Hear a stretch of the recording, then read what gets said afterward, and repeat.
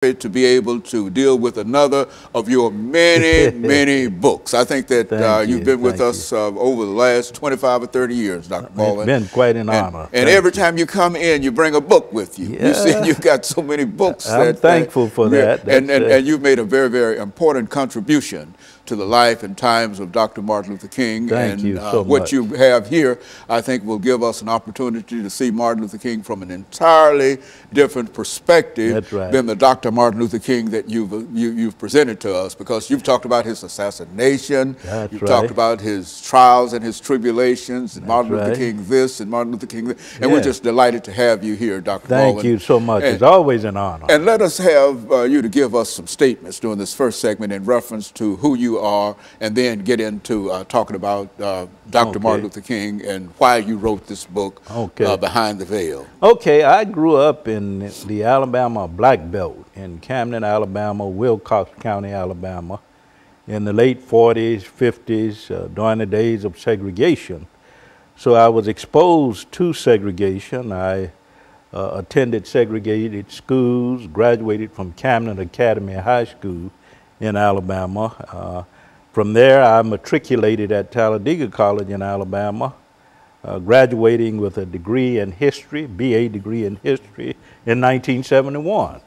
And in the fall of 1971, I became a student at Crozer Theological Seminary in Rochester, New York. It had recently moved there from Chester, Pennsylvania. And I received the MA and the MDiv degree at Crozer Seminary, and the PhD degree from Northwestern University in Evanston, Illinois. And since that time, 1980, I received the PhD degree.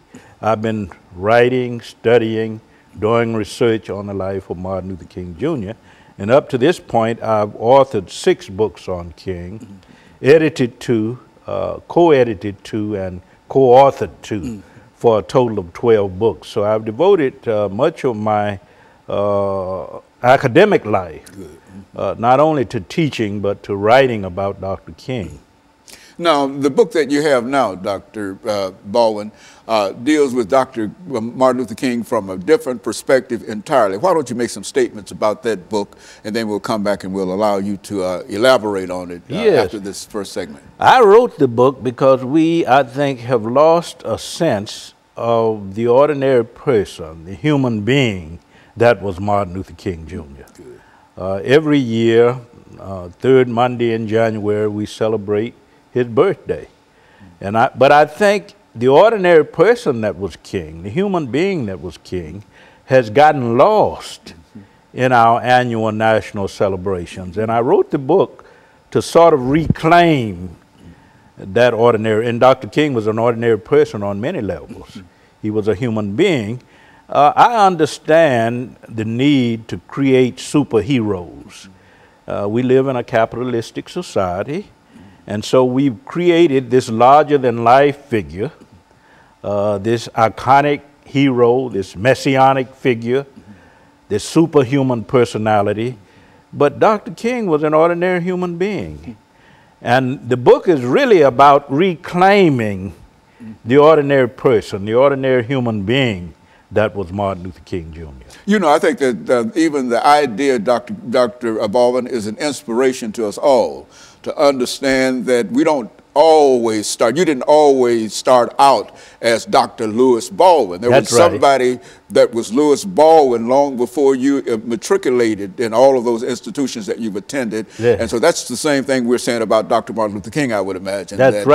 He was not always delivering that speech, I have a dream, and etc. It was something about him before he got to that stage of being able to do that. And this is what you were saying that this book reveals. This book reveals the very human side. We have this image of the man who made great speeches before thousands of people, who led large demonstrations, civil rights campaigns.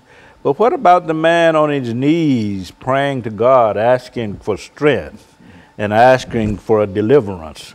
That is the human Martin Luther King Jr. And so, Dr. Baldwin, what we'll do, we're going to take this first commercial break, and then the second segment of 8 minutes will allow you to devote that time to talking about the book and the human Martin Luther King. And we'll be back with our audience following this very, very short commercial break.